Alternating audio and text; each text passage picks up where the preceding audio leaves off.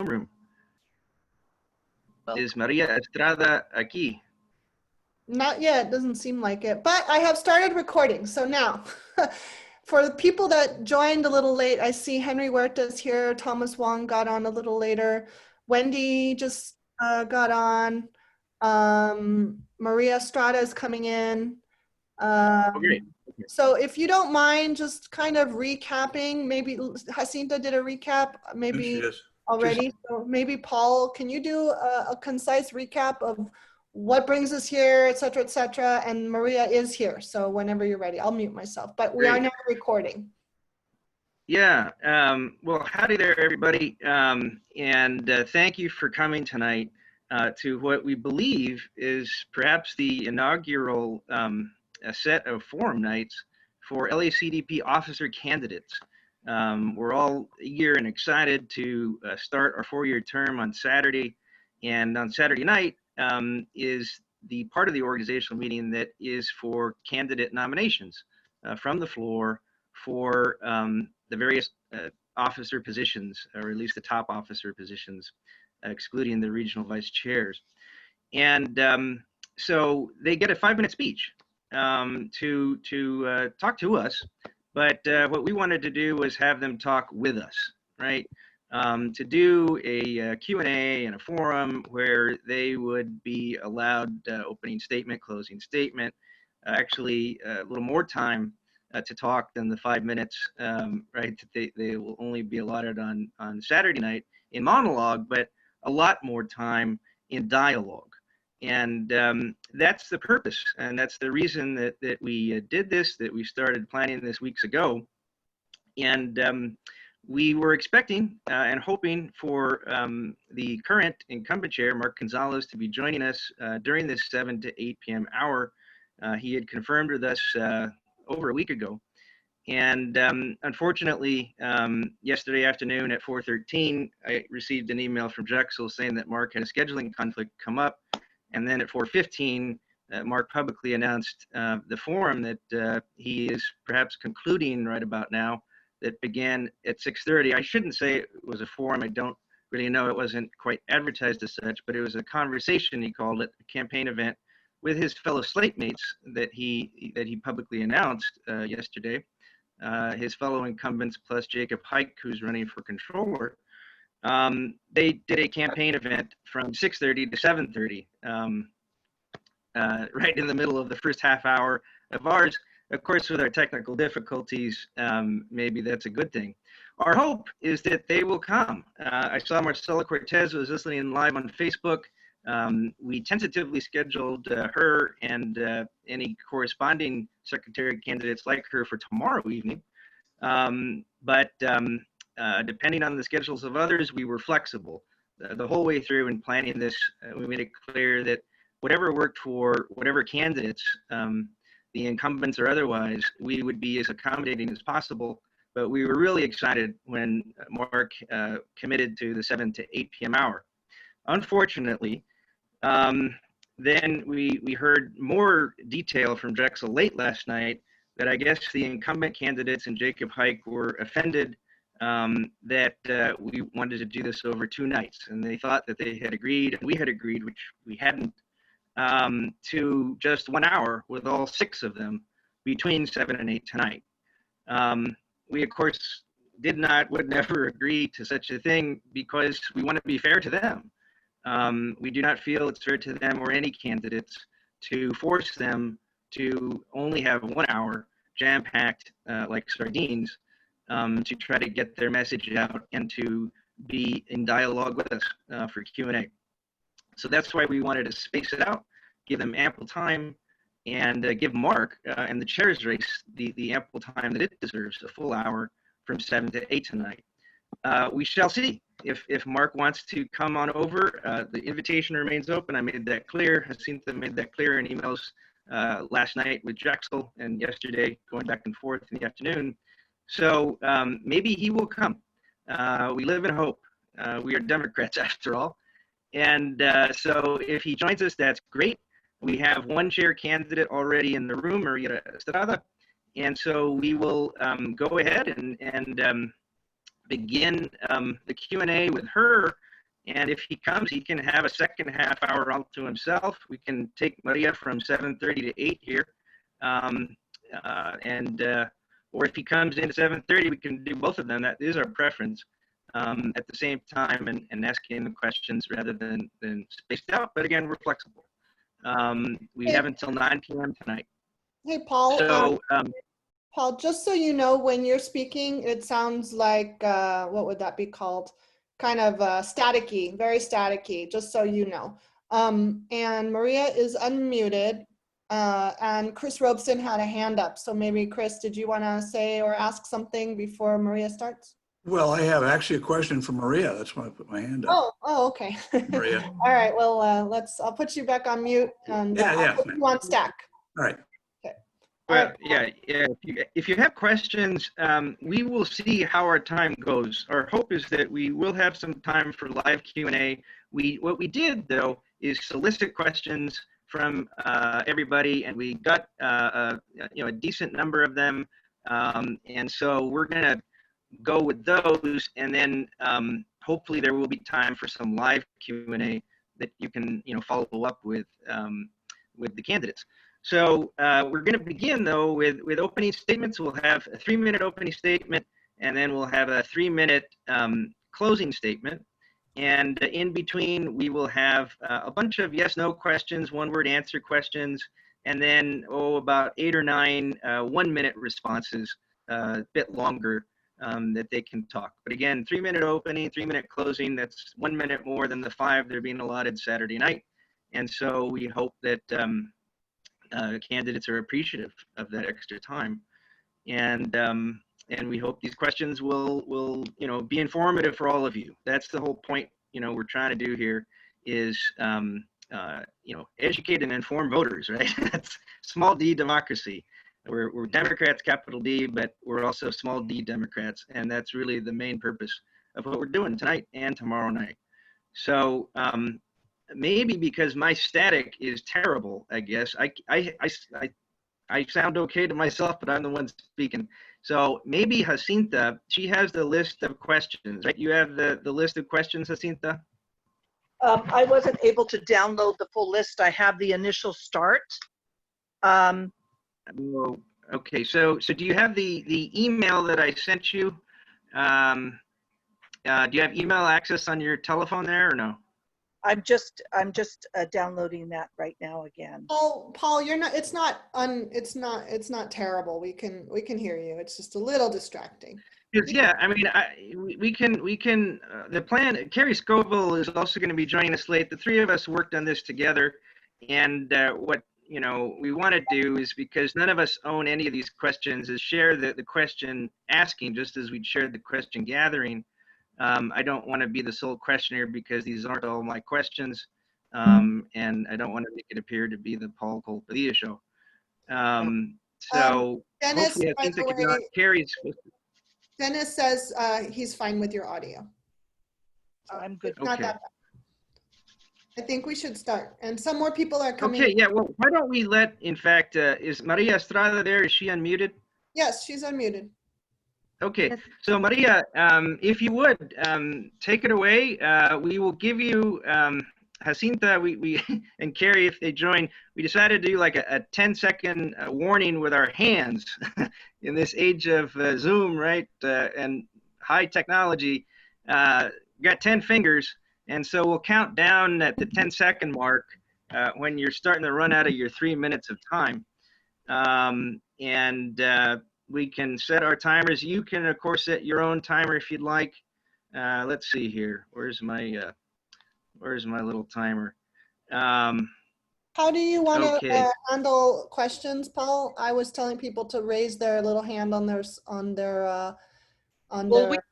computer. When do you want questions to be taken? During, after? After. Well, yeah, you can.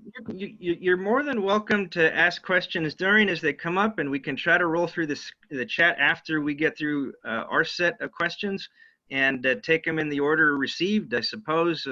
Eliminating for repetition, basically.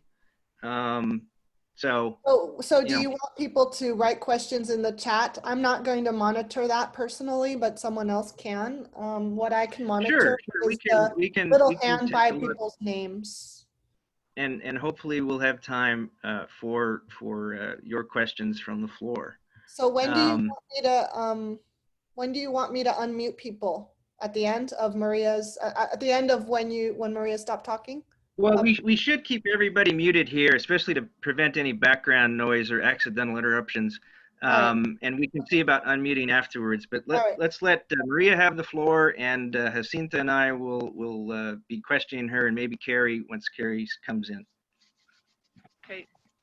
Okay, so so I'm going to go ahead and use my timer. That way I don't go over my time. But first, I'd like to thank everyone for inviting me and for having me on, and for whoever thought of me running, because I honestly didn't know about it. But yeah, Angelica, I owe you. And but I would just like to say that I think it's unfortunate that Gonzalez bowed out of this, because I think it's important that we all hear both sides. I was under the impression that we are elected to represent our individual communities, and that we go to the Central County Committee and represent our communities just like a delegate would, and address issues that affect us. But what I'm finding, and what has happened, and it's so obvious in this party, is that it's top down, not bottom up, similar to the way the unions are run now. So the Democratic Party is not representative of our communities, and the LACDP should be leading the state of California. In fact, we're way behind on many ways. For example, with the police and police brutality, how many times have we seen, I mean, BLM's been protesting in front of Jackie Lacey and City Hall for 2 years now, every Wednesday. I've been many times. They've never done or said or done anything to address that. In fact, they endorse the very same people who are not prosecuting the police and who support police. In regards to immigration issues, the party protects, supports, and helps fund candidates that take money from detention centers. The party claims to care about environmental issues, and yet the party still takes big oil money, big pharma. Lena Gonzalez here in the 33rd that represents this area, Exxon and Chevron gave her $1 million for that special election and independent expenditures. I mean, the rhetoric that comes from the party isn't reflective of our communities and isn't reflective of any of us. And until that changes, the party is completely out of touch and failing this community. It is, of my opinion, that as a chair of a party, you have to listen to your members, and they dictate to you what you're supposed to be doing, not the other way around. And it seems that the people who are donating and funding this party and funding their candidates are the ones that are being listened to, and the long-term members of the organization are just following what they're told. There is no, the loyalty is to the party. It's not to any person, not to the community. And that's the problem. So in my mind, I feel that needs to change. I think it needs to be reflective of the issues that we're needing to address. And that's not happening. I would, as chair, meet with each district and have a meeting as to what issues and what measures they feel we need to be addressing. I think that we should be more interacting within the community and with people in the community. Oh, okay, so I guess I'm done. All right. Let's go down. Can everybody hear me still? Hello? Yes. Paul? Okay, great. Yeah. You start with the lightning round? Let's actually, yeah, if you want to start with a lightning round, we can bang through a lot, and let's see how our time goes. The order here, folks, does not necessarily indicate anything other than the order that these questions were put together. So why don't I begin? This is kind of fun. We want to make it fun. Some of these questions are, some of them, you know, are kind of tough. But Jacinta, ladies first, why don't you start with the first three yes, no, these are one-word answers, pardon me, not yes, no, on the lightning round questions. Did you vote in the 2020 Democratic presidential primary? The 2020 presidential primary. Yes, I did. No, for whom? For whom? For Bernie Sanders. Okay. The next question is, for whom did you vote in the 2016 Democratic presidential primary? Jill Stein. For whom did you vote in the No, in the Democratic presidential primary of 2016, Maria. Jill Stein wasn't running in the primary. No, you're right. I voted for Bernie Sanders. Sorry. Okay. The general, I voted for Jill Stein. I apologize. Okay. My third question is, for whom did you vote in the 2008 presidential primary? Obama. Okay. All right. But don't hold it against me. I'll take the next few, I guess. All right, Maria, here's a tough one. Are corporations people? They are not. All right, is money speech? It is not. I'm sorry, what? It is not. Okay. Do you believe for-profit business contributions in politics gives rise to corruption, or at least the appearance of possible corruption? It absolutely does give rise to corruption. Okay. Do you support the public financing of all political campaigns for public office, either through direct funding or public matching funds or campaign vouchers, also known as democracy dollars, etc.? I do. Okay. How about you take this nice little list we've compiled here, Jacinta, on who would you not take money from, and who do you think LACDP should not take money from? I'll start. Should LACDP accept contributions from or endorse candidates? Jacinta, we You're don't hear you're you a little at all. low there, Jacinta. Jacinta, we need to hear you better. Okay. Should There we go. LACDP accept contributions from or endorse candidates who accept campaign contributions from to benefit from independent expenditure support by any of the following: lobbyist with for-profit clients, fossil fuel companies. Wait. Let's let her answer each one here. So the first one is lobbyists with for-profit clients, Maria. No. Fuel companies, executives, they're lobbyists. No. Health insurance companies, they're executives or they're lobbies. No. Companies, they're executives or they're lobbies. What was that one? I'm sorry. Pharmaceutical companies, No. tobacco companies, they're executive or they're lobbies. No. Private companies, they're executives or lobbies. What was that one? Private prison companies. No. Mm-mm. Police unions. No. Prison guard unions. No. Charter schools, they're executives and they're lobbies. No, I was actually offered charter school money and I refused it. Real estate developers and their business associates with past, present, or potentially future projects subject to discretionary approval of the candidate. No, and to just put it as simply as possible, I think that the way the party is funded and the LACDP is funded needs to fundamentally change. The way they're getting money and the way they're funneling money to issues and candidates through these for-profit corporations, it's what's driving this committee and this party, and which is allowing for our communities to be destroyed.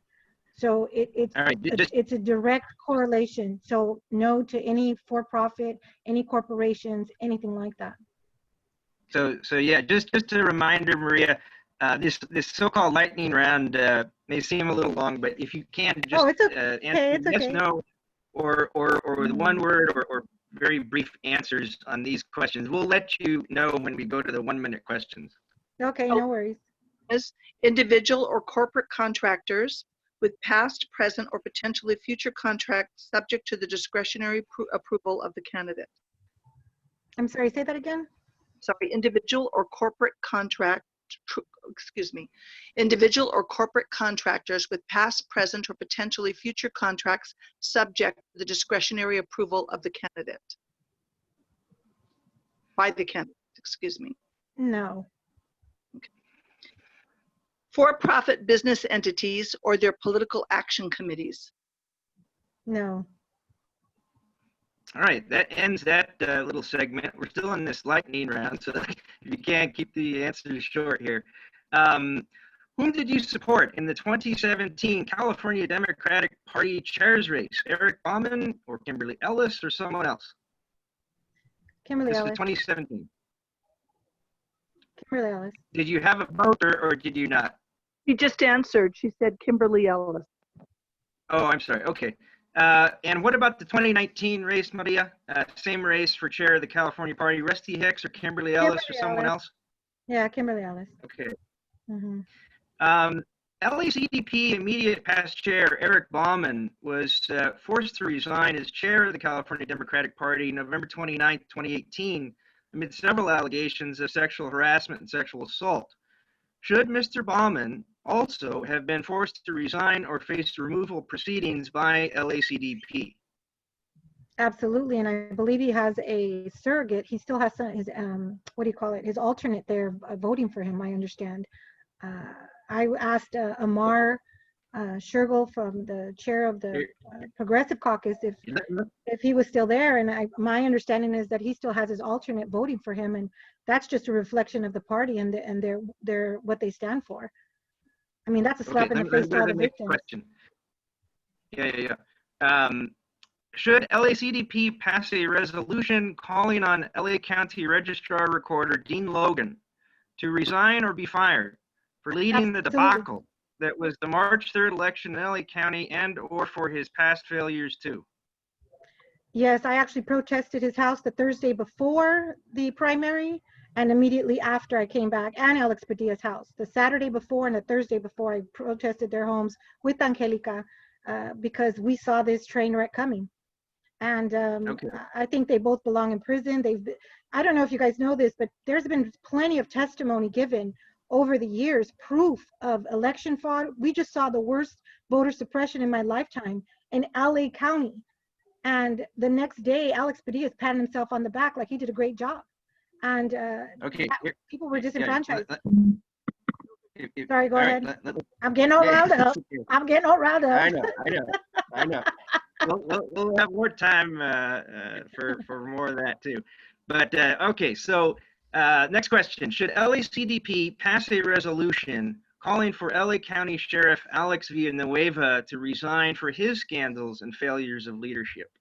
Yeah, just on the fact that he just lied to get elected. I mean, he as well. Although I do appreciate him calling out Mark Ridley Thomas, the Board of Supervisors. He's like exposing all of their stuff, and it's great. I think that all of them not getting along is helping us because we're getting all this information. Mark Ridley Thomas, between 2014 and 2018, took $13.7 million from the Trump administration and handed over undocumented prisoners. He also held up the body cameras on police for 6 months. Him and solely him, he did that. And so he's going out, acting like he cares about immigrants and, this whole thing with Black Lives Matter and, Black and brown people being killed. But the fact is he's a sellout, and this is the result of that. Go ahead, sorry. Okay, and last question in this, and if you can keep it brief on this response, and then I'll let Jacinta, she or Carrie, if Carrie's coming in yet, I don't know if she's here, she can start asking some too. So this is my final one for now for you. Should LACDP pass a resolution calling on California Assembly Speaker Anthony Rendon to resign or be removed from office for failing to even allow consideration in the Assembly of SB 562, the Senate-passed bill for single-payer health care in California, a key plank of the California Democratic Party platform? Yes, they should have done that yesterday. Okay. So, yes. Jacinta, if you can now take the next several questions.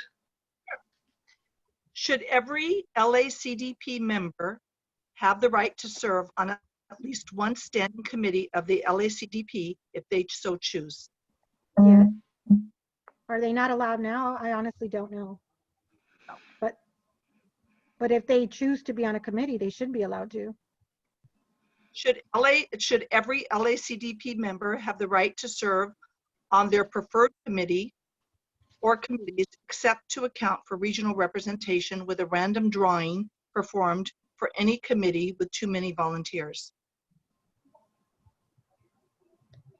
Do you mind if I ask how it's done right now? Because I honestly don't know. They're appointed. Oh, Right, no, right. they can't be appointed. That's terrible. No, they have to be either elected or, like you said, a random drawing if there's too many. But they can't be appointed. That's a recipe for disaster. Go ahead. All right.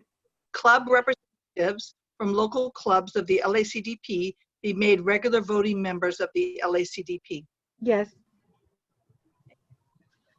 Should the name of the LACDP chair be removed from the return address label listed on the official LACDP mailings and from other LACDP announcements meant to be from LACDP itself rather than just the chair? I'm sorry, say that one more time. Well, right now, when mailings go out from the LACDP, the chair is listed as the return address label. And we're asking if the LACDP mailings and other LACDP announcements meant to be from the LACDP itself rather than just the chair, should the chair's name be removed from the return mailing? It should be from the organization, not from the chair. Do you believe it is a clear conflict of interest of the executive director of the LACDP to serve as a representative of or a spokesperson for, excuse me for just a moment, a spokesperson, sorry, my phone is acting up. I'm going to repeat that question. Do you believe it is a clear conflict of interest of the executive director of the LACDP to serve as a representative of and a spokesperson in election or re-election campaigns of candidates for the LACDP office positions? It's entirely inappropriate. Do you believe a code of ethics should be adopted for members of the LACDP? Absolutely. Should the LACDP mandate that its parliament... You forgot one. Wait, back up. That you skipped the ethics training question, Jacinta. Oh, I beg your pardon. Do you believe ethics training should be provided for LACDP staff? No, I think that a person innately knows what's ethical and unethical. I think people, No, this question is, do you believe... No, it's not provided by, it's provided for LACDP staff. I mean, the question is, do you believe ethics training should be provided for LACDP staff, meaning an ethics professional would train LACDP staff in ethics? As much as I believe training for cops to know right from wrong is going to work, I don't think that's, I don't think it's, I mean, you could provide it, but how effective do you, I mean, are we doing stuff just to get, say that they're getting training and that's going to magically make them ethical people? I don't believe that. Just like I don't believe that if a cop goes to get training, that he's going to automatically not be a racist. I don't believe that. I think people are ethical or unethical. So I'm not of the belief that you're going to be taught at my age, I don't know. I don't know. I don't okay. know. I don't Well, necessarily yeah. The answer. All right. Why don't you ask the next couple ones, Jacinta, too? Could LACDP mandate that its parliamentarian be or become a registered and approved member of the National Association of Parliamentarians? Yes. Is that not the case now? I'm not familiar actually with that. No, it's not the case now. Okay, so yeah. So that was the answer there was yes? Yes. Should an LACDP banner or sign be placed over a UTLA logo, the lectern, during our meetings? I didn't hear that. Should an LACDP banner or sign be placed over the UTLA logo at the lectern during our meetings? The meetings take place at UTLA. No, I don't think it's necessary. I'm sure everybody knows why they're there. I mean, I don't think that's necessary. Paul, do you want to take next? Okay, sure. Should LACDP, Maria, continue its policy of only funding a small number of candidates, a select favored few chosen for unexplained reasons, to the tune of thousands and even hundreds of thousands of dollars, instead of funding or supporting through independent expenditures all LACDP endorsed candidates, including by reviving its mailer to voters listing all the local LACDP endorsed candidates? I think it should be spread equally amongst the candidates. And if it needs to be, the amounts need to be reflective of the seat and across the board for, city council seats or school board seats or whatever, then that's fine, but it should be equal across the board based on the seat, or just equal across the board for each candidate, because each seat has a different maximum. So you want to make sure that you're able to cover everyone. Yeah, it should not be where it's only selective. If you're endorsing these candidates, there is an assumption that they're going to get some sort of resource from them. And I don't know that, let's just face it, Democrats aren't known for canvassing, knocking on doors, phone banking, text banking, or anything like that. But we know they got plenty of cash, so the least they can do is spread it around for their candidates that they support. All right, let's try to get through. We're almost done with the lightning round, and then you're going to get 1-minute answers and a 3-minute closing. So we're almost done with the lightning. Let's finish her off here. We got the next question is, LACDP candidate endorsement application form mandates that candidates check off a box stating, quote unquote, I have reviewed the latest California Democratic Party platform, end quote. Should that sentence be changed to read, quote, I have reviewed and agreed to abide by the latest California Democratic Party platform? Yes. Okay. Should any LACDP endorsed candidate, once elected, fail to abide by the California Democratic Party platform, do you support revocation of that candidate's endorsement? Yes. And Article 2. I'm sorry, what? And funding. Okay. Article 2, Section C, 4I of the LACDP, 4.1 of the LACDP bylaws states that LACDP members who support a non-Democratic Party candidate for public office shall have their LACDP membership terminated. However, this bylaw has not been enforced against LACDP members who support non-Democrats in nonpartisan races. Should it now be enforced? Yes. What is the purpose of having a bylaw or a rule? They either need to abide by it or remove it altogether. Right. LACDP did not record nor share the PowerPoints from its 2 LACDP 2024 orientation sessions. Does this demonstrate a lack of assistance and transparency to members? It absolutely does. The LACDP contact list apparently it used to be free for LACDP members. Should this be the policy, again, with a provision for LACDP members to opt in to allay any privacy concerns? That is reflective of the party. Money, if you don't have money, you're automatically in a deficit. So that's the party trying to maintain control and make it more difficult for, the underdogs to come up in the party or to win a race. That's them, again, trying to control the outcome of races, tilting the scale in favor of their candidates, and just to undermine our movement. Okay. LACDP sells our member contact info to third parties. Should members have to opt in to have their personal info sold to third parties? They should not be allowed to sell to third parties without explicit permission from whomever's listed.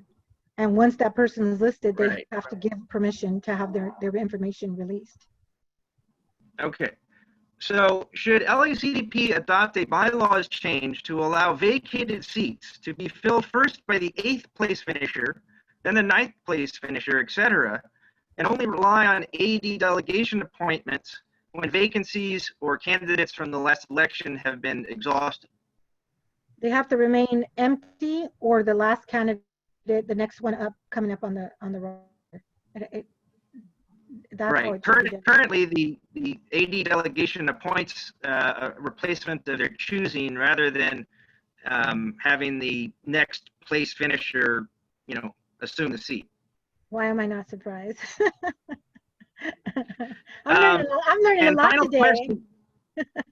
Final question in this lightning round, as it was called. Should brief regional reports be delivered at every LACDP meeting by regional vice chairs or their member representatives? Yes, especially since Sergio Carrillo is my regional director, and he's actually criminal because he didn't turn in voter registration. There's apparently no accountability for regional directors to turn in voter registration forms at ADEM elections. And I know that in my ADEM election, 22 people registered. Chris Robson's the 70th district, 19 people were registered. He never turned them in. I know this because Dean Logan told me himself. That's a crime. And yet he's on the slate to run as vice chair, and he's a criminal. He's a criminal. So that's ridiculous. There has to be some sort of process, procedure, and accountability to reflect that this information is being properly submitted. And right now, accountability, it's the same with the bylaws. They adhere to them when it's convenient and weaponize them against people like myself when it's convenient, and then completely ignore them and throw them out the window when they want. Okay. But go ahead. Okay, no. So we're done with the so-called lightning round. Now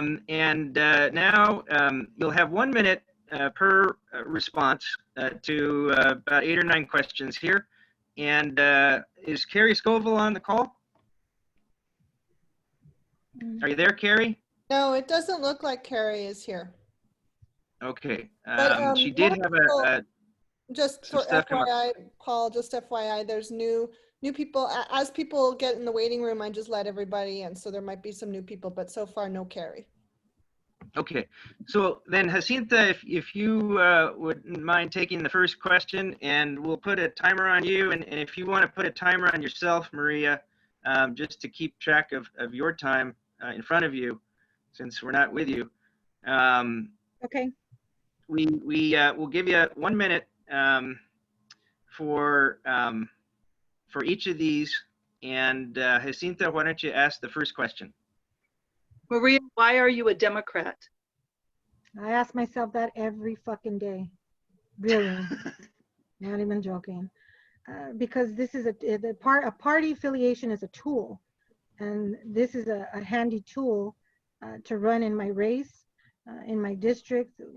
Latinos are accustomed to support Democrats, regardless of the candidate's history and record. But I'm in the party to infiltrate it and have it more reflective of my community and represent my people. That's why. Please describe. Okay, next. Please describe involvement within the Democratic Party, such as being a member of or leader in the Democratic Party clubs or organizations, this county's Central Committee, the California Democratic Party, the Democratic National Committee, or the Democratic National Convention, etc.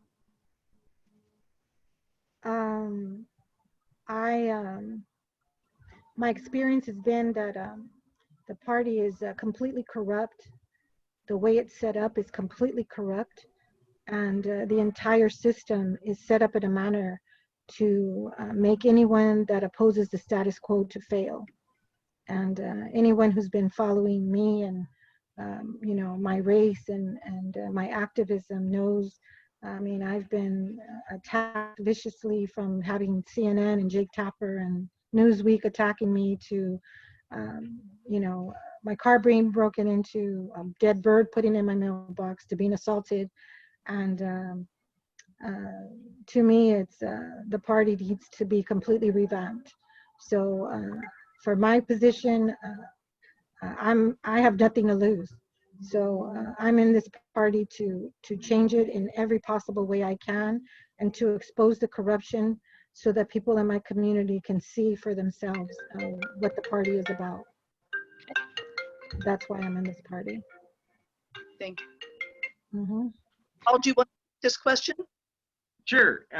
Ideologically, Maria, what type of Democrat are you? Would you describe yourself as a quote unquote conservative or moderate or liberal, progressive, democratic socialist, or something else, and why? I'm an indigenous person, and I just believe everybody has the right to be happy and live a healthy life.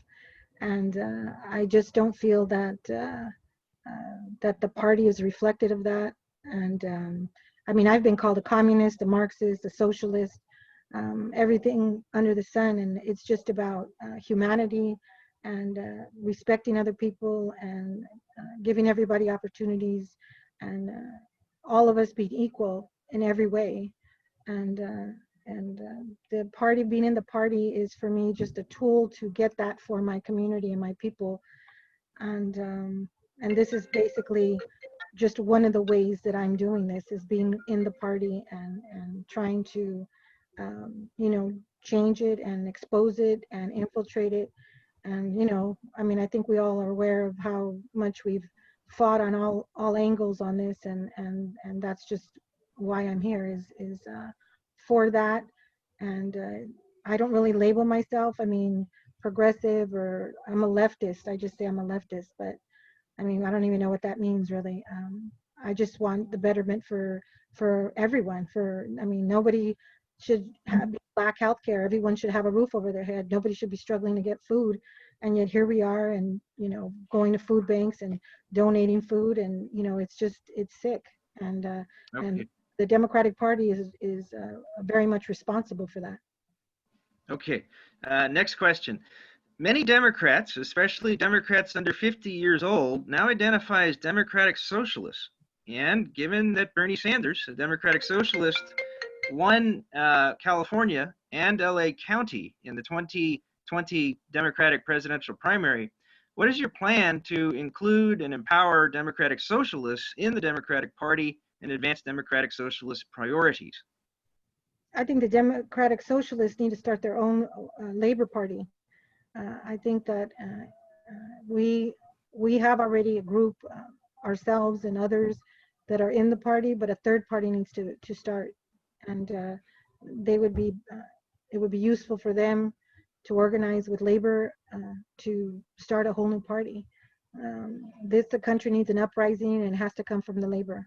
Labor's will change everything.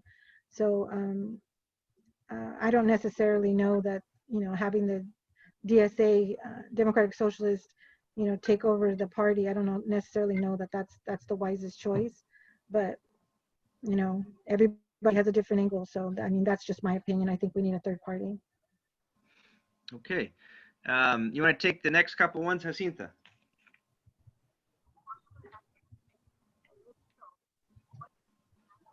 Can you speak up, Jacinta? It's hard to hear you, I think.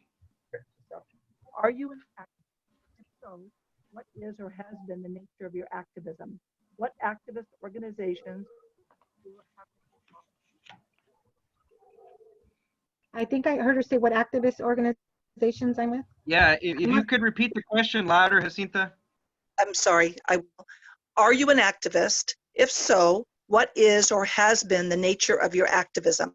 What activist organizations are you or have you been involved with?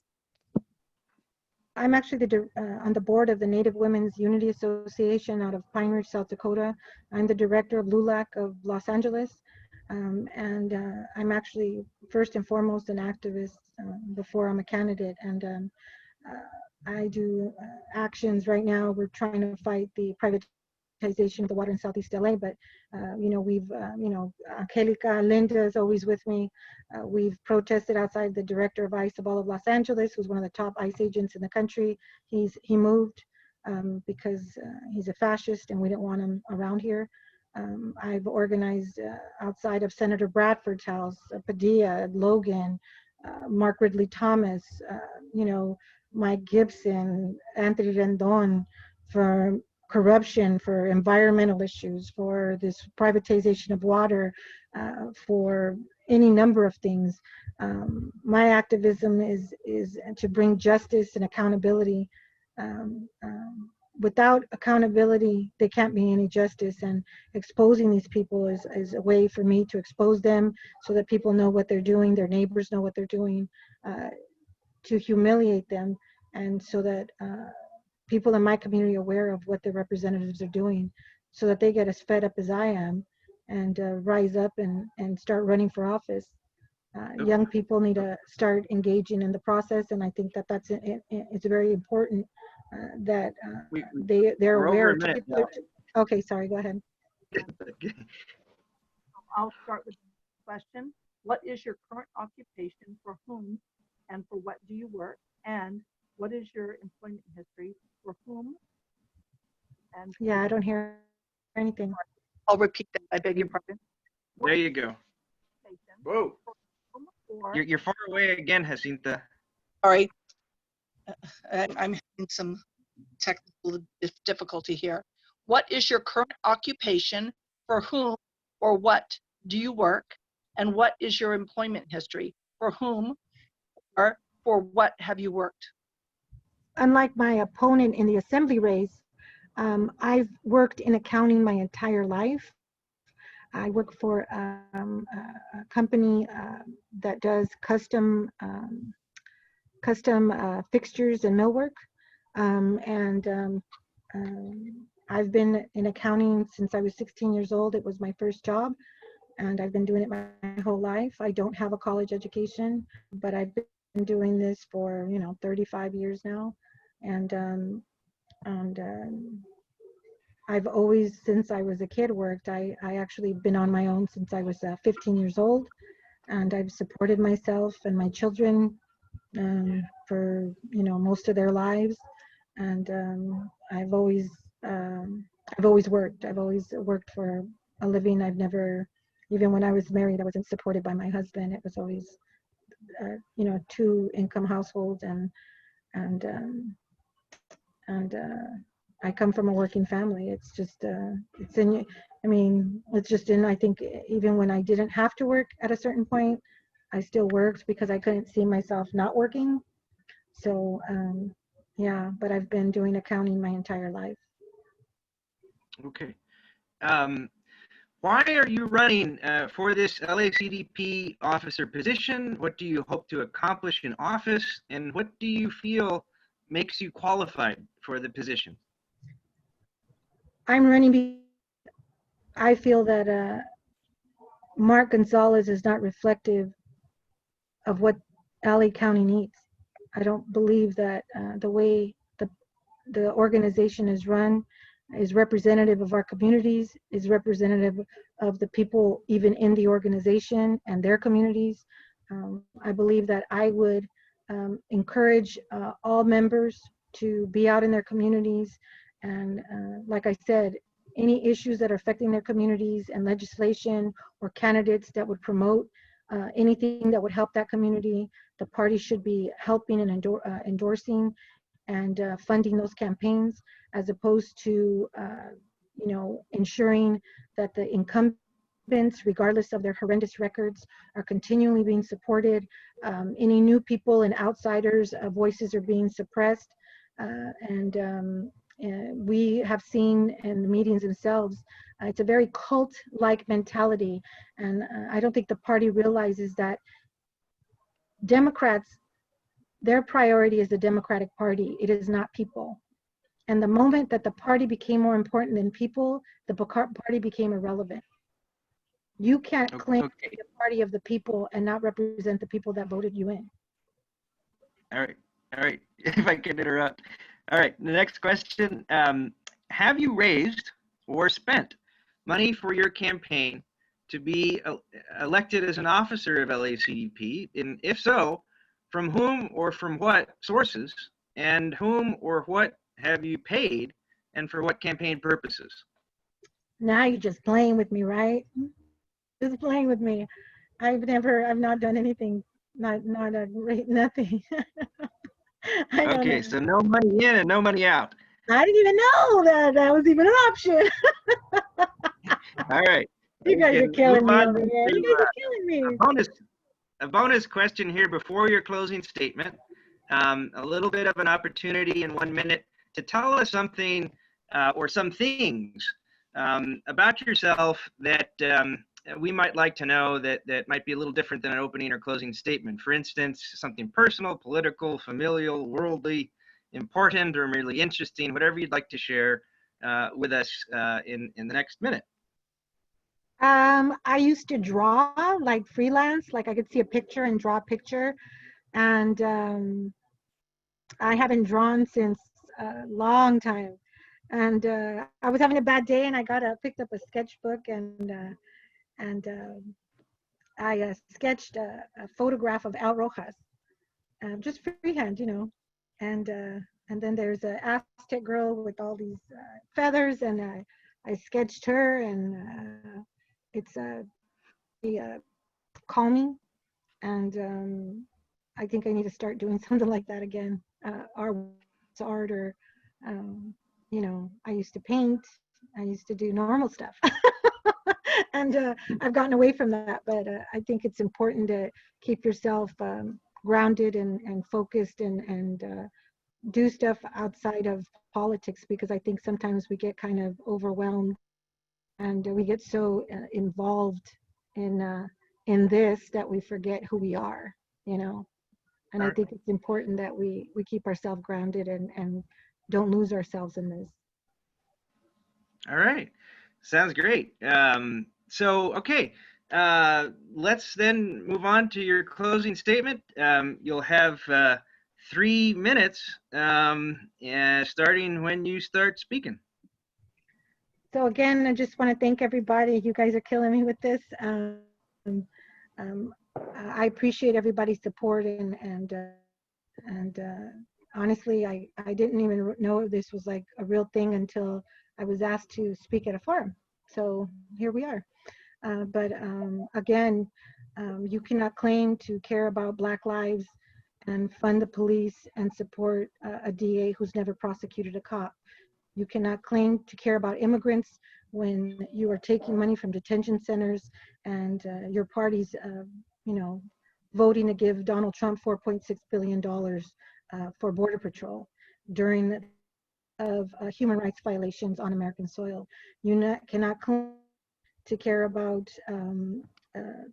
environmental issues and climate change when you're taking money from big oil, when you're allowing refineries to flare off, constantly exposing people to all types of carcinogens. You cannot claim to care about people when everything you do protects corporations. And here we are in one of the worst economic situations, a global pandemic, one of the biggest uprisings this country's ever seen. And the Democratic Party has failed completely to protect its people, its members, and every demographic that they claim to represent. And I think that Los Angeles should be leading the country on every aspect that I just mentioned and more. And I think that with the correct leadership and with members like you guys, some of you I don't know, but I mean, Margie's a badass, and Roberto and Chris and Melissa, who's just done so much, and like Liminal, and you guys are just amazing. And you know, this is what we need. We need people who actually care about other people, care about neighbors and their communities and their environment, and care about, you know, Black lives, and care about undocumented people, and care about all those things. You can't say something as you know, just a talking platitudes, and you know, everyone knows that you really don't give a fuck about these people and their lives. And that's not what this party's about. This party is about people, and we should be caring about the elderly and, you know, young people, education. This part, exploitation, oppression, suppression, and exploiting and everything they can for money and profit. And that's not what this is about. And that's not what this is about for any of us. And that's why we're here. And that's why I accepted this, not because I think I'm going to win, but I think that it's important that we have these conversations. And Mark Gonzalez has to accountable for his failure to lead this party, to lead this you know, this group, this organization. And you can't send some lame ass letter saying, oh, Black Lives Matter, get the fuck out of here. When was the the last time he protested and did something about Jackie Lacey? The 12th of never. He's never done anything like that because it's not important to him. He's overseeing the ADEM elections and that clusterfuck and what happened, and his failure to call out the corruption is just his being complicit in corruption and part of that corruption. And that needs to be stated at every fucking opportunity. And Sergio Carrillo needs to be fucking removed. Over and out. Sorry, you guys. All right. Okay. I had to get that off my chest. Yikes. All right. Okay.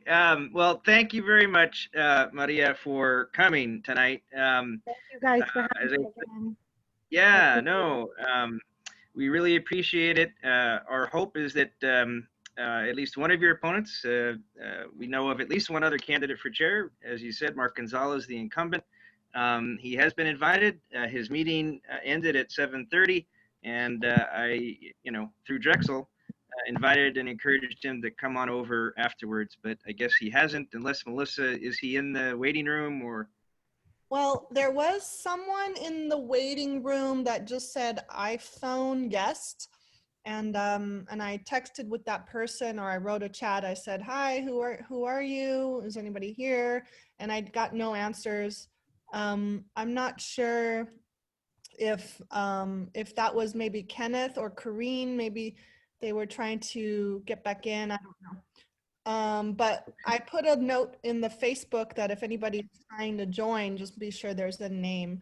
So no, I mean, I'm letting everybody else in. That person went away, but I think if it was Mark, he would have said, yes, it's me. Okay. Well, quite frankly, is there any, I'm sorry, what? Well, Chris Robeson has a hand up. I don't know if you want to address that or not. Well, the only thing, unfortunately, the lightning round took a little longer than we had hoped. So we went over the 30-minute mark. However, Mark Gonzalez is not here. I should ask, though, before we might open it up to the floor for Chris to ask Maria any additional questions, let's make sure that no other candidates are here who want to make their case and do Q&A with us for any of the other races. Again, order doesn't matter. We're open and flexible with the Thursday and Friday night with the various officer positions. So is anybody in the Zoom room here who is running for any other officer position? How would we know? Everybody's muted. Well, they'd have to raise their hand. Do they have that capability, or? Yeah. Isn't Chris running for vice chair? Chris, I'm going to lower your hand because I think that was to speak, but now you guys can raise your hand again. Or I think you could write a little yes or no. You can put a little green check mark rather than, there we go. Okay. Yeah, or if somebody in the chat is here who's running for something, we got an RSVP from Maria, but at least for tonight, that's the only other RSVP we had confirmed. Mindy Pfeiffer put a little green check box. I don't know if that means she's running for something. And Chris Robeson put a check box that he's running for something. And there's someone in the chat in the waiting room that's iPad guest. And so I've asked that person, hi iPad, what's your name? But should I just let them in? Oh, yeah, should I let that person in? I don't know who iPad. Oh, Mindy's not running for anything. Should I? Maybe. Yeah. Maybe it's Mark or something. Okay, I let the iPad person in. If you can unmute the iPad person and maybe ask who they are. Yeah. Where did it go? I don't see iPad person anymore. There's more people coming in. Connecting to audio right now. If you, I don't know, under Paul, it's like the Brady Bunch. So if you look under Paul, there's someone that's going on. There she is. Oh, the iPad person isn't here. I see her. You do? iPad? It says iPad and she's muted. Can we unmute?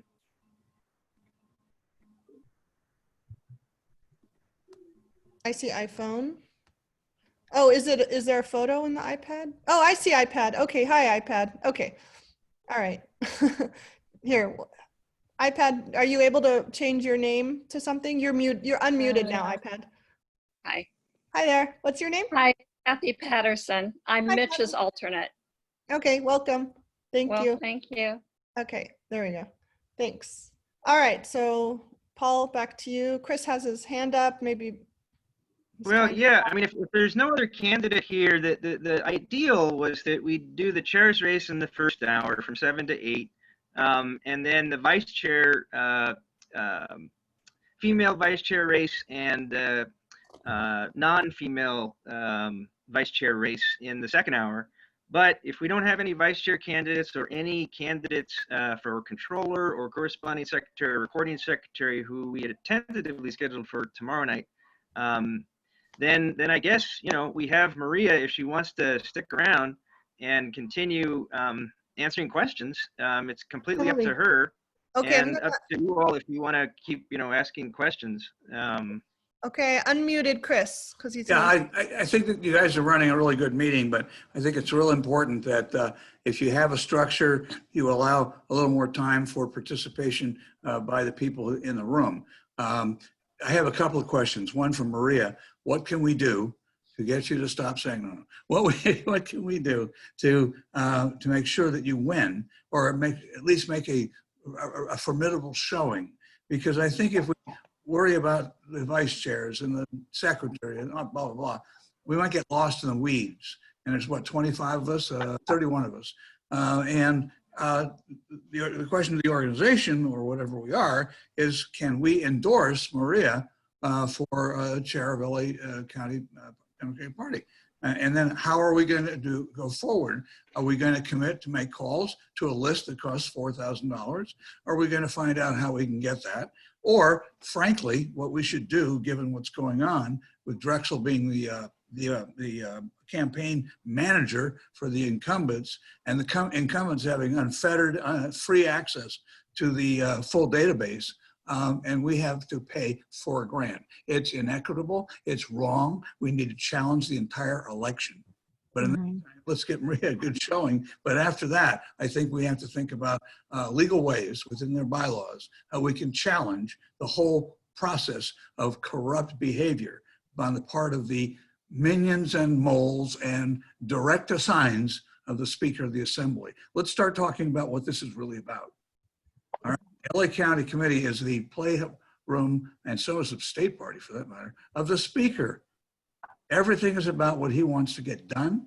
He directs where the buses go. He directs who gets elected. He directs the money through SOMS, which is the Speaker's slush fund. So, you know, there's a lot of, and Maria, you know, we've worked together on a lot of campaigns. She is the legitimate, progressive, anti-establishment, hell on wheels, as far as I'm going to go, candidate, and we need to support her and figure out how we can make a dent in this current party structure with all of our newcomers, many of whom are progressive, burners, social democrat, whatever they are, they're with us. And we need to coalesce a coalition, if you will, of all of these people and make sure that we make our voices heard in that election and in bylaw changes, which I'm sorry, Carrie's not with me tonight. Carrie and I. Carrie seems to be trying to get in. She was here and then she disappeared. She and I have been fighting for specifically for 2 years with the CDP Rules Committee and along with Chris Duvalli, who they slammed, by the way. Anyway, we need to, there are a lot of things that need to be addressed. One of the things, I'm also on the California Democratic Council. We are developing a template for a membership code of conduct, separate from an employee relationship. They're different beasts and they need to be treated thus. So we're going to be fighting for that specific reform. Sorry to take it up. Please, can we endorse Maria Estrada? Okay? I so move if we can do that. Thank you. This is a meeting. I'm sorry. This is a candidates forum that can be done at another time. Okay, so Carrie, Paul, you've been asking for Carrie. I think she's in or on her way in. Where is she? Oh, there she is. Well, okay. yeah, unfortunately, her, or is there something? yeah, please do. Unfortunately, we couldn't include her in the questioning, but I know she had another commitment tonight. I'm trying to go through the chat box here to see if we overlooked a question someone might have had for you, Maria. I have a question for Maria, Paul. Yeah, sure, go ahead. Maria, when someone like Rendon went directly against the California Democratic Party platform that is, of course, supported by the Los Angeles County Democratic Party and stopped the vote for a single payer system, what do you think the response of the California Democratic Party and the Los Angeles Democratic Party should be to someone like that? He should be saying funding to him or his campaign completely cut off. Do you think that warning letters go out to politicians that are voting in direct opposition of the party? And if we find through their donor list are taking money from, in Rendon's case, perhaps big pharma or insurance companies, that warning letters should go out to these politicians? Absolutely. And it should be actually publicized so that everybody could see what's happening. Everything should be public. There should be complete transparency on everything that's happening at all times. All donations to me, to them, to everyone should be, anyone who is in any position of power, anything that involves money and their voting record should be public so that people could see direct correlations between the way they vote and who's donating to their campaigns. Because we do take a lot of time. I mean, I can't tell you how many times Linda and I are sitting across from each other and we're literally, you know, going down a rabbit hole about this and this and this, and then it's like, oh my God, you go on and it's never ending. There's so much of information out there that nobody knows about. And I mean, even the, what do you call it? What do you call it, Linda? The donations that they give, behestments. I don't know if you know what a behestment is. Outrageous, outrageous. Alex Padilla's wife started a new nonprofit. In 8 months in 2019, she got $525,000 in donations. AT&T $25,000, Kaiser $25,000, Chevron $25,000.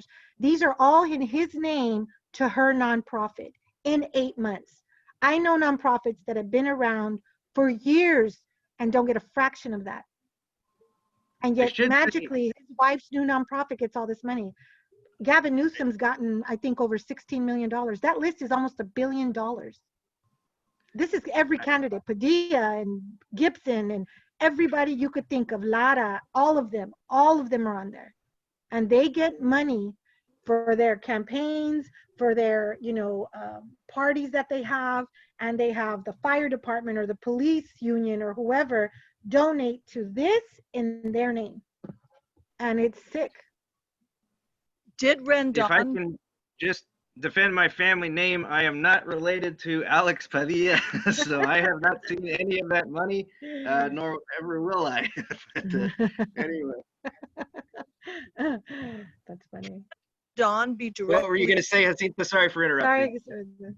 Can Rendon right now be directly linked to any insurance companies or big pharma, or is he receiving money filtered through PACs?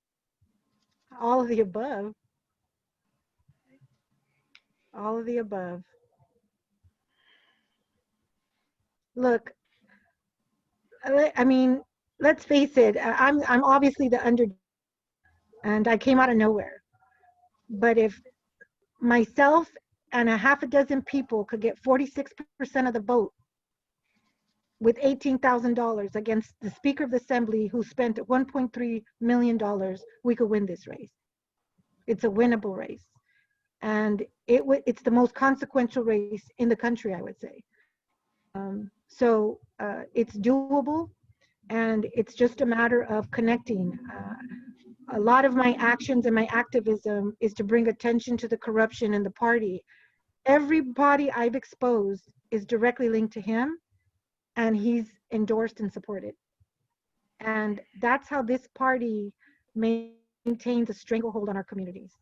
And my goal is not only just to get myself elected, but to get, you know, younger people and elected all over, in every city council seat, every school board seat, start taking over water boards, everything. We have to take back power. We have no power. We don't have power over our water, our soil, our air. We have no power, and we need to get back that power. And it starts locally.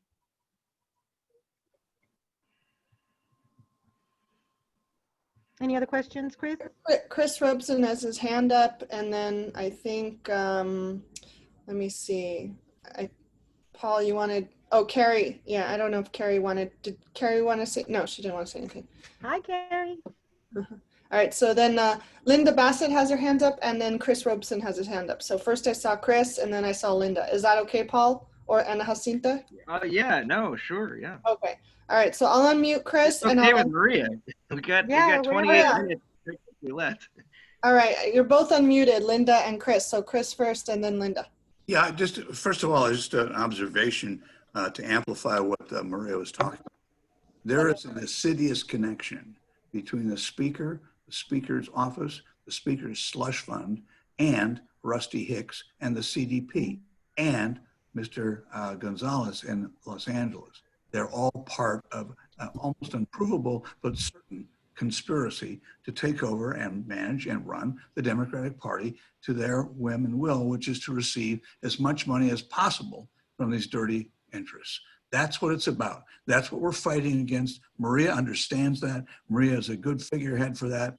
She needs to drop the F-bomb. But anyway, she is really committed and passionate, and that's what we need, and intelligent and intelligible, because we need to take back our party.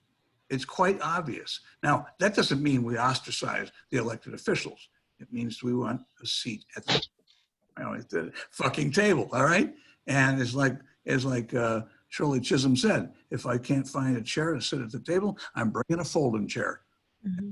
Maria's going to do. And we're going to help her because she needs to be elected, or close to it at least, to show those elected people that we're serious. Thank you. That wasn't a question. Chris. Thanks, Chris. I appreciate it. So have a question? Go ahead, Linda. I'd like Maria to tell everybody the connection between what's going on in the cities and what we should be doing as LACDP. And because we're talking about Padilla and even Rendon and all the rest of that, but I'll let Maria tell it. So what's the connection for LACDP and our local races, which we endorse in? What would you say about that in relation to LACDP? Well,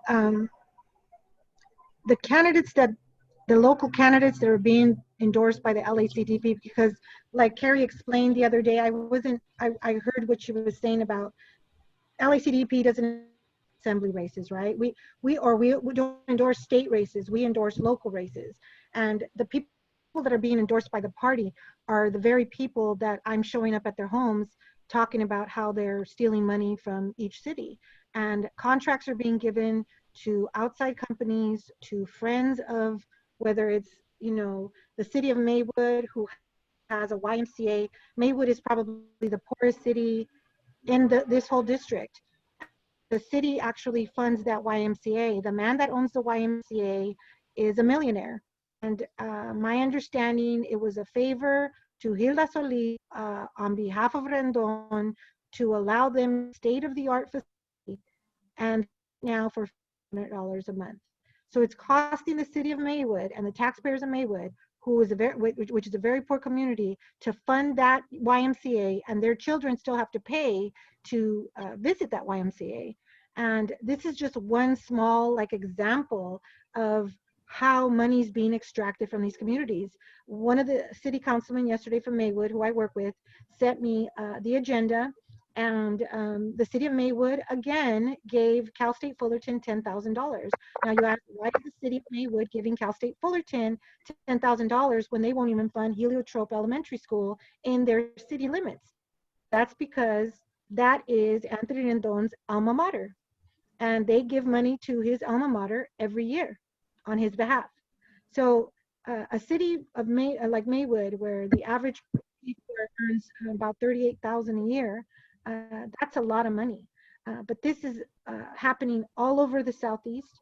Anthony Rendon was interviewed regarding SB 625, which is a whole other issue, and that's why I was late, because we're working on that because we need to kill that bill. He stated himself that the Southeast is a hotbed of corruption. He's been in that fucking seat 7 years and has done nothing to address that corruption because he's the head of the state. He is now using that as an excuse to break up the Central Water Basin. The fact is, the corruption is by his doing, and he sanctions that corruption. He supports it.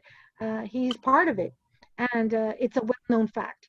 So it is important that this Central County Committee take that into account, because the Central County Committee is intentionally supporting people in office that is exploiting my community.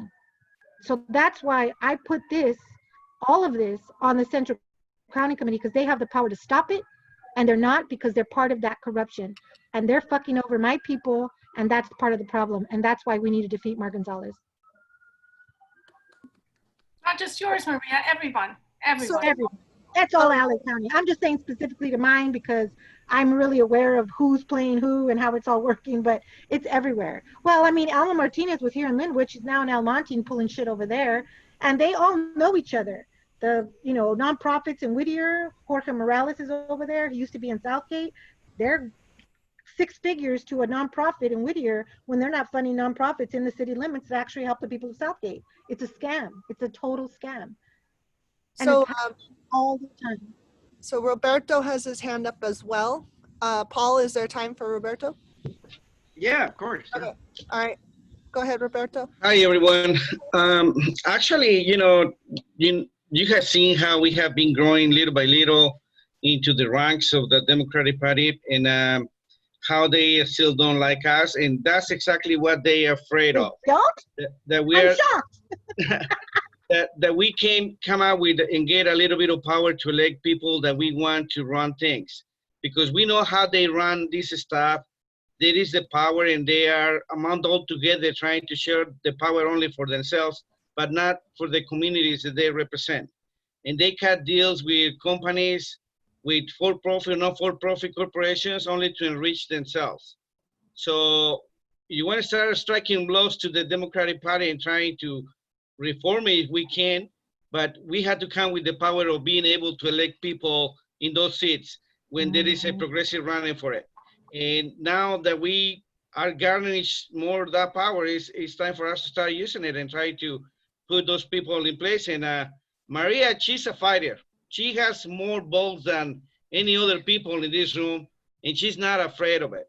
A lot of times I'm afraid of all the activities that happen because, they can retaliate really bad, but she's fearless, and my hat's off to her, and I will keep supporting her because she's doing the right fight, and we need her to fight, and we have to support her to get her elected. It was very close last time. I believe with all these people that we are learning about her now, and we get our, put our heads together, our money together, and our efforts together, we can elect her. Because there are only so many people that know about Rendon in his own freaking district, and we can get that number and we can overcome it. It's a winnable race. Thank you. Gracias, Roberto. Estoy muy agradecida. Okay. Anything else, Paul, Jacinta? It's 8:40. We still have 20 minutes. I feel like we should be Public Enemy right now, fight the power or something. I mean, maybe for some people, something. maybe, but some people have recently kind of joined late. And for anybody that's going to be watching this on Facebook later or on YouTube later, do you want to review anything, Paul? No, I mean, the floor is open and Maria is here. The floor belongs to all of us right now, so we can ask Maria some more questions. If you have some other thoughts or reflections, feel free. Yeah, just put your hand up. Carrie's got a hand up. Chris, before I call on you, I'm gonna ask, see if other people wanna say stuff. Okay, so Carrie, I'm asking to unmute you. There you go. Hi, everybody. Hi, Carrie. I'm sorry I'm late. I was in another Zoom meeting that pertained to me, so I needed to be in on that one.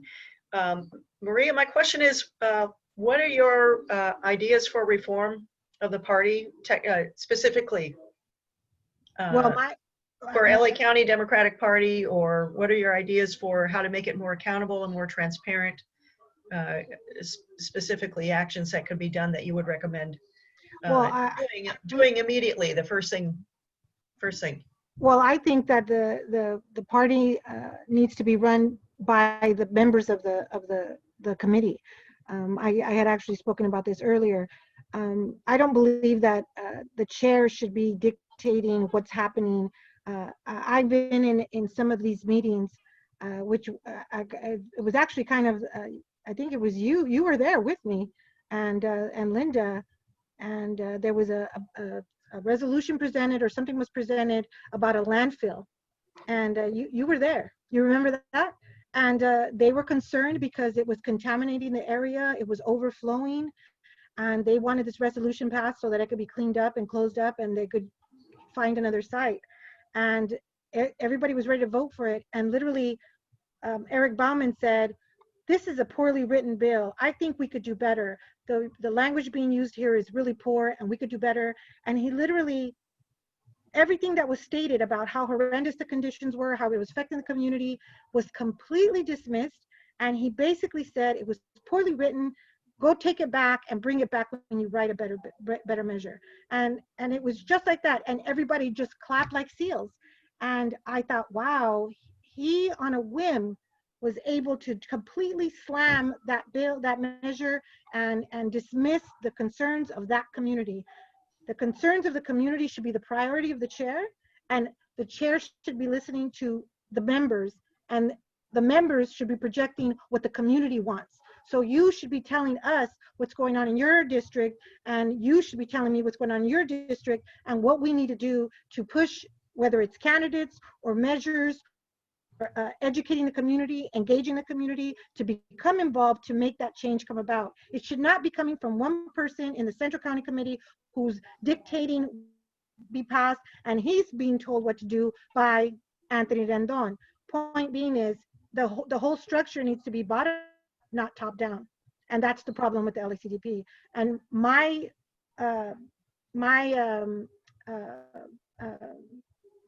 what I would do is get input from every member and have prioritized by each district what they want.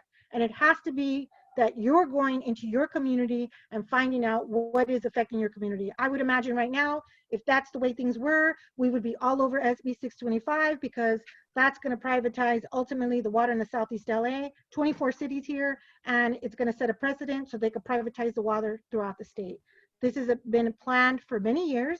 The players are all it's an incestuous type of relationship, and everybody knows everybody. And all that information, you guys should all have that information, and you should be giving that information to all of your people, and that's how that information is spread. Everything is kept in this organization. Nobody knows what election is because this organization doesn't want them to know. You would think that the Democratic Party wants to bring in more people, engage the community, and have more people in. It's the complete opposite. They want everybody, the same people, the same players, the same voters, and they don't want to engage. That's the wrong thing, because you're not hearing the actual people that you're supposed to be representing. You're only in your echo chamber, and you're listening to the people giving you money and not the people you're supposed to be representing. The party is no longer relevant in the sense that the party does not represent the people. The party represents corporations, and that's why it's all fucked up. Okay. All right, we have no censorship. What is it, the Jimmy Kimmel thing? Unnecessary censorship. We didn't put the censors in our broadcast this evening. Anyway, yeah, anyone else? Feel free. Maria's sticking around, and we're all here. Yeah, Chris, right here. Yeah, so can you all hear me? Yeah. Yeah. So I'm going to get back to the question at hand, because we have an election in, what, 3 days? We're going to get sworn in and then expected to choose a chair, vice chair, say all the officers, on the fly, Saturday afternoon.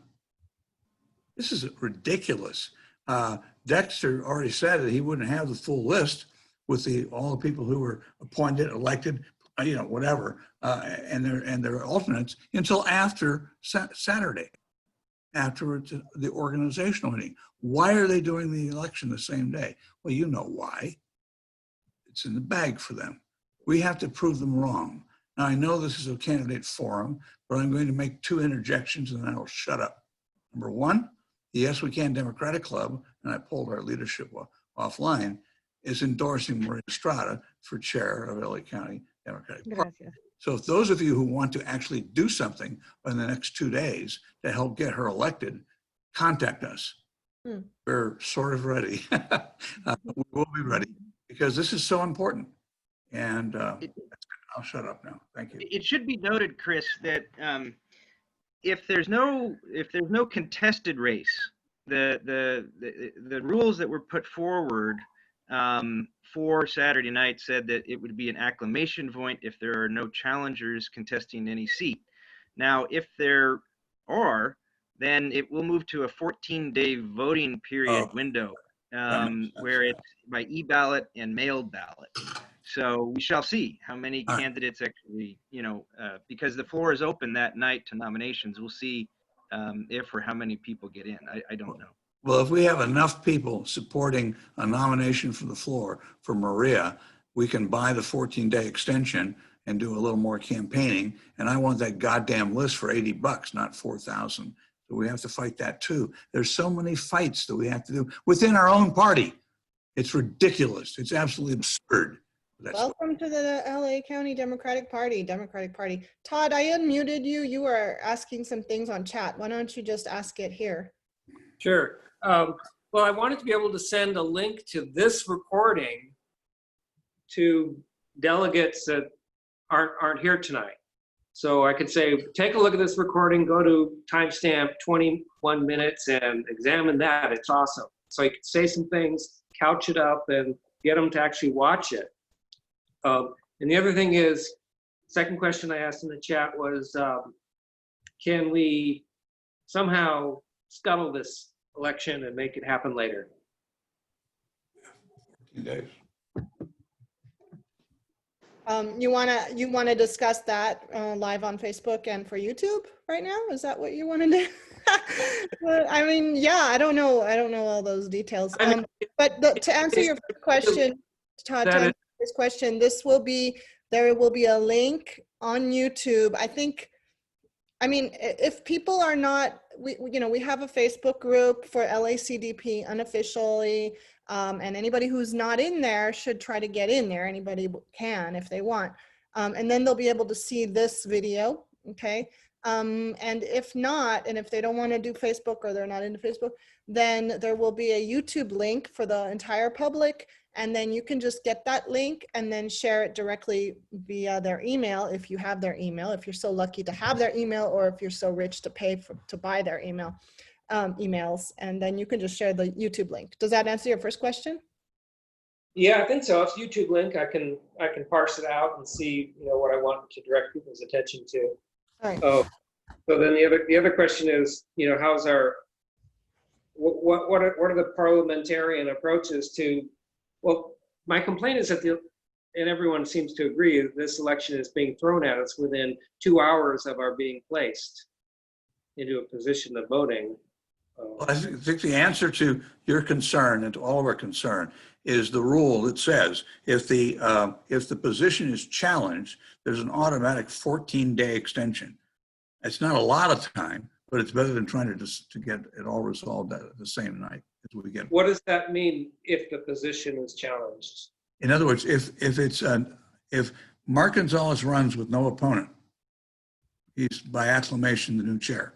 If there is an opponent, it goes to a 14-day delay for an electronic election. Oh, hell yeah, there'll be an opponent. Well, I think that's our only option right now, frankly. Yeah, all right. I have, Janet Hurtado is coming in. Roberto has a hand up. I wanted, before Roberto, let me unmute you there. Okay, but I wanted to say something. I don't have an option to put a little hand up, so I'm putting my hand up like this. Muting Chris. Maybe you, Chris, yeah. Yeah. But I, first of all, I just want to say thank you to Jacinta and Paul for putting this together and Yeah, great job. doing Mark. so Very in cute. good faith. This is really what the Democratic Party should be doing to begin with. This is apparently the first, if I'm not mistaken, the first ever candidate forum, which just goes to show that this is, their MO seems to be, like you said, exactly, Chris's FU finger up. It's just not democratic to be doing this. It's not been democratic the whole time, frankly. I'm a new member. I didn't know how to run for any of these offices. They weren't forthcoming. We had 2 orientations, like, I think how many hours total, like 4 hours total, 5 hours total. And it wasn't very clear on how to run for office. So it was obviously an insider politics to me. There's conflicts of interest on top of this. The whole conflict of interest with Drexel Hurd, who is the executive director for LACDP, which should be for everybody. He should be kind of helping all of us. I mean, the fact that he is likely, it seems like he's the campaign manager of Mark Gonzalez, and then Mark Gonzalez's slate. And then he's the one that we need to talk to get clarification on how to run. I mean, if Mark Gonzalez is running for chair, then why would, and if Drexel is indeed his campaign manager, which he seems to be, then why would Drexel, how is he going to switch hats like that? Like, how's he going to be neutral when he tells us how to run against Mark, his employer? And then just in general, getting the list of voters who would be voting for new candidates, we have to go through Drexel. This just makes no sense to me. This is just, and on top of that, we have to pay money, which, okay, I can understand, I guess, but anyway, I heard that before it used to be like $80 and now it's $2,000. So it's just, it's not open. My point being, it's just not open to new anything here. So that's what I have to say. Let me see, get back to, I guess, Roberto. Yes, I guess they are very cozy and the way that they run their organization, that they have not even have the modesty to get an independent election committee for these people to run like any other organization does. If you are not running, then you can be part of that committee, but obviously in here they are intertwined being elected and be able to elect. And that's not democracy at all. So it's time for us to put this stop to it, and we need to start, press the foot to the pedal and start pushing this thing, because that's very undemocratic what they do. When they are running for re-election and they are the only ones also running for the campaign. So it gives us with no tools to fight or whatever. And I would like to know that if whoever is going to run, that they qualify to run for chair. What are the requirements for it? Make sure that we can comply with those requirements, and we're going to present the candidate. Then we have to do that. Thank you. That being said, I have no idea what I'm supposed to be doing.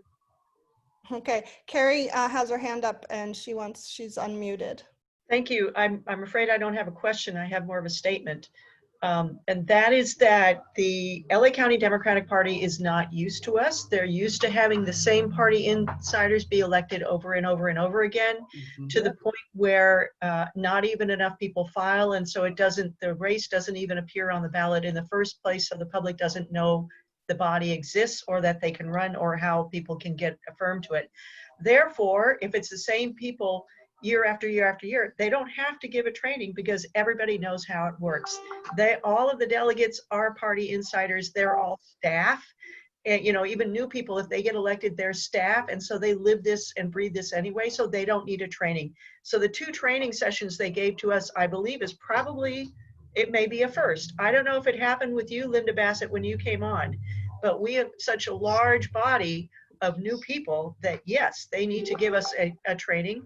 But what they're doing right now is resorting back to the typical practice in political campaigns of clearing the field. Clearing the field means presenting yourself like you are the only candidate in the race, so you should be endorsed. You're entitled to have the endorsement, and to intimidate any other candidate from entering the race because you're such a strong candidate. And that's clearing the field, making sure that you have no opposition. Another way to clear the field is to prevent us from having access to the membership roster, right? This is BS. This has never been done before. Used to be, you would go to Rosalba and she would give you the roster. Why are we going to the executive director at all? It should be to the whoever Rosalba's replacement is. Secretary or whoever, yeah. The clerk who has the roster. Drexel doesn't have the roster, the clerk does. That's who we should be asking. And there is no policy for charging anything. It's not in the bylaws. It's not in any procedures to charge us for a roster. So this nonsense about $2,000, however much per phone number and however much per email address, is stuff they're pulling out of their ass in order to intimidate us so that we know that we cannot afford to run. The candidates who are running are so strong, they will mop the floor with us, so why should we bother? And in answer to Todd's question of how do we delay this, we delay this by having a candidate run for every single one of those seats. You know, whether you want to run or not, at least file, and that will delay the whole process by 2 weeks for every seat. Thank you. Thank you. Sounds like Oh, sorry, Roberto, I was unmuting. There you go, you're unmuted. But Mark Gonzalez has been apparently telling people when he's calling them that he's running unopposed, even though nominations can be taken from the floor, and he knows that. And what else was I going to say? Oh, Carrie, to the prices, it's $2. It's $3.50 per email, $2.50 per home address, $1.50 for phone numbers, approximately $2,000 total, which does not include alternate members, which or ex officios. And so I think that's just I don't know, 1/3 of the party or whatever. And the ex officios, if they're going to be voting, we can't even get their contact info. So it's just. It's the old tactic of pulling tax, right? So you don't have the money, then you cannot run. And I also don't appreciate personally the fact that I've been texted, called, sent a letter, emailed from all of Mark Gonzalez's newly announced slate.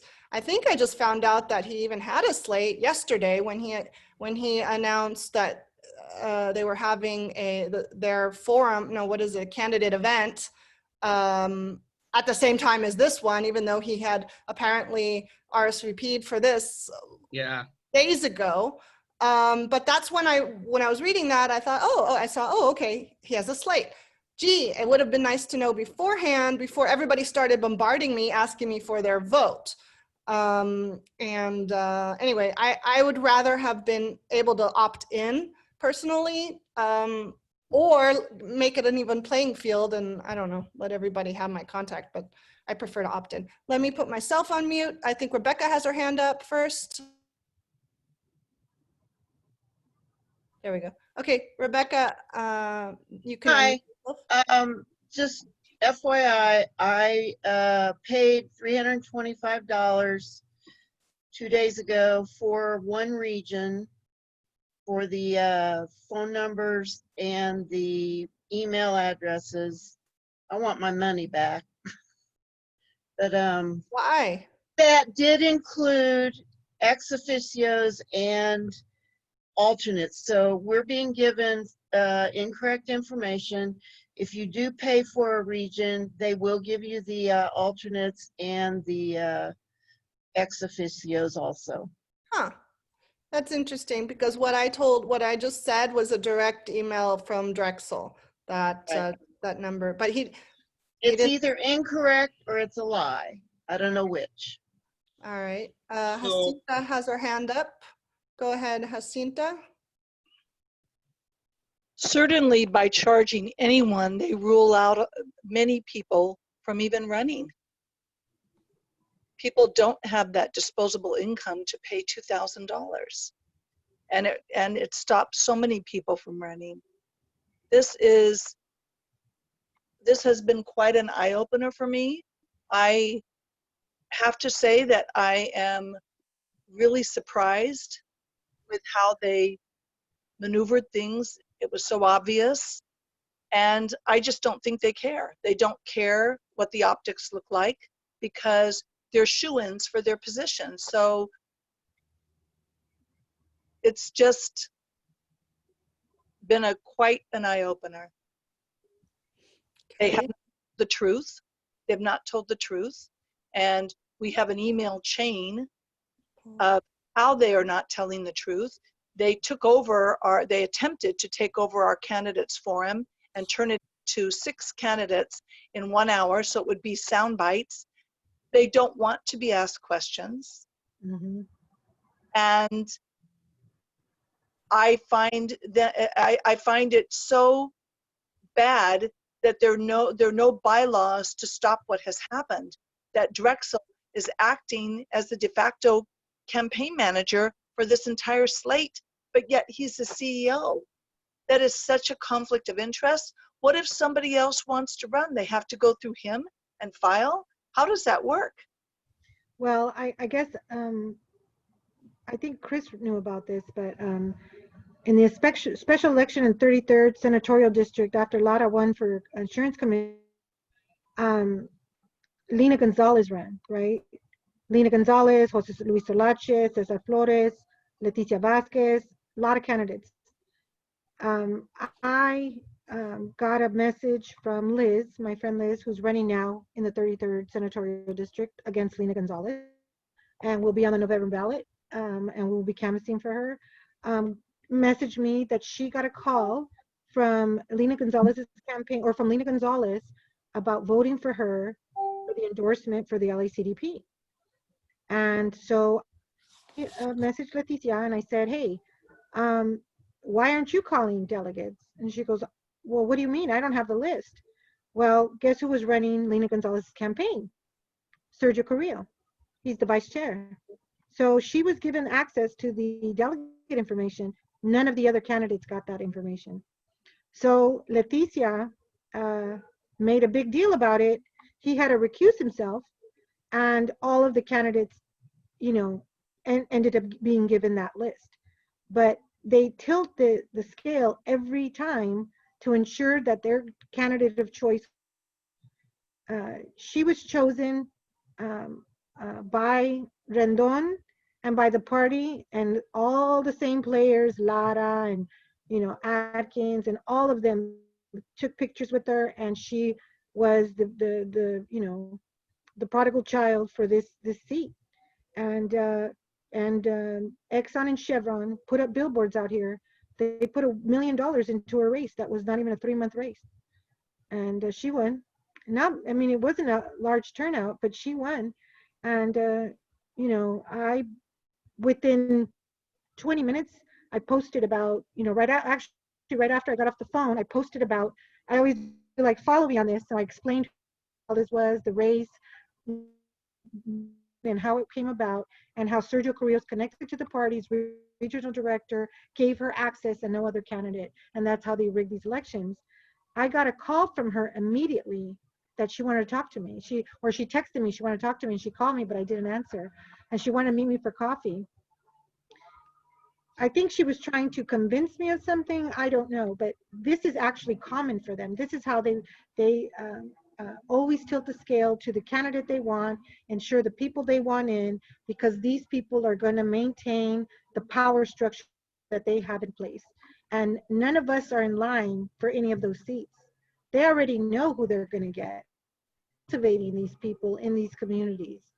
So when you see for example, the slate that ran against us for ADEMs. A lot of those young people, one of them is now a staffer for Natnet Barragan. She used to be a staffer for Hilda Solis. All of these people, they're grooming to be just as corrupt as they are and to take money and to play that game. That's how it works. And they will post, they posted how they're the progressive slate and they won the ADEM elections. And I shared the woman, the Kim Ortega, her name was Kim Ortega, shared it. And I said, this girl cheated, engaged in election fraud. Anthony Rendon paid for people to come in, including Republicans from out of our district, to vote so that these people won an election to ensure that the people of my community didn't have a voice. And she's bragging about how she won. She never lifted a finger in this race to do anything. They had mailers written up, they had posters done up with their pictures, they created a Facebook saying they were the progressive slate. I mean, just complete bullshit. But they co-opted the verbiage, they, you know, made it seem, and the current mayor of Southgate and Elizabeth Alcantara, who is now a Bernie Sanders delegate, who's corrupt as fuck, and I can't even imagine how she's even associated, but actually I can because Bernie Sanders' campaign was such a disaster.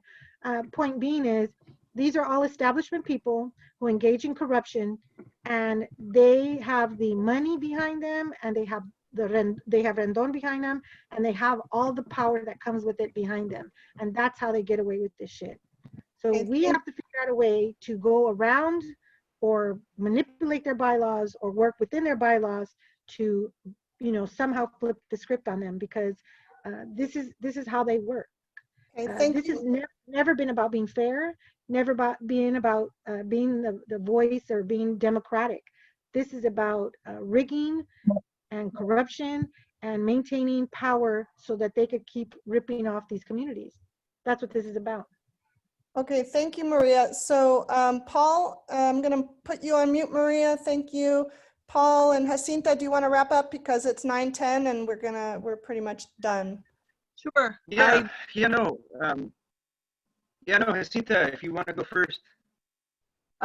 I just wanted to thank everybody for coming, and Maria, thank you very much for participating. I learned a lot from your answers.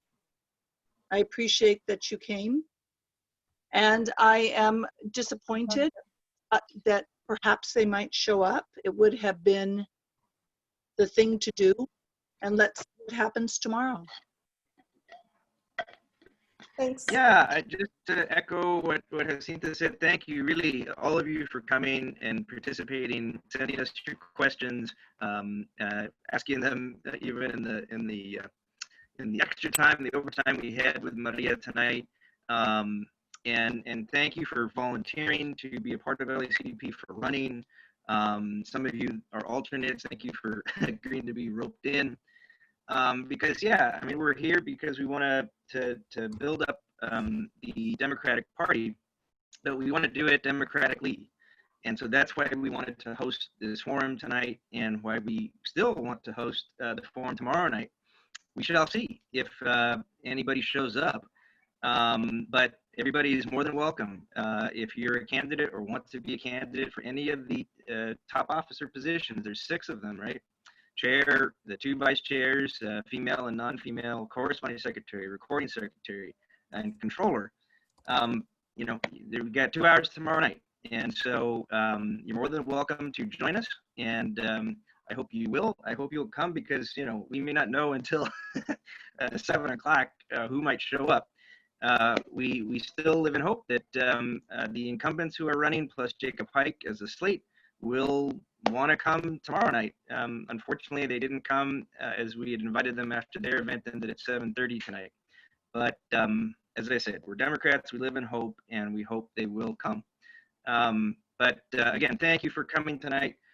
Thank you for all you do, and let's keep at it. Also, I'll put the, so this is live streamed onto our Facebook group, our members only Facebook group, LACDP members. And then it's being recorded, and then I'll put, Paul, you're gonna, we'll have a YouTube space for it. So I'll put the YouTube link, or Paul will put the YouTube link in the Facebook group so you can share that with whoever you want, so the public can read and or see. Yeah. And again, I don't know if I remembered in my little thing. Thank you again to Maria Estrada for coming and for opening herself up to Q&A. Again, this is democracy at its best. F words or F bombs notwithstanding. We don't censor folks here. We're Democrats, and we're used to a little bit of saucy language. But yeah, thank you, Maria, again for joining us, and thank you to everyone else who came. We're all in this together. Did people, if people want to share or save the chat, you can do that. I don't know what's in there, but you'll need to do that before I close down. So. Yeah, and thank you again, Carrie Scoville. Sorry you couldn't join us. Hopefully you can tomorrow night. Carrie was also instrumental in making tonight happen, not just Jacinta and myself. So thank you to Carrie Scoville for all your leadership on this forum and everything else that you do for us and our party. All right, so same time, same place tomorrow night. See you. All right, thanks, Melissa. Thanks to you, Melissa, for the technical hosting of this thing. Muchas gracias. Thank you. Thank everybody. See you tomorrow. Bye. Let's see. Stop that.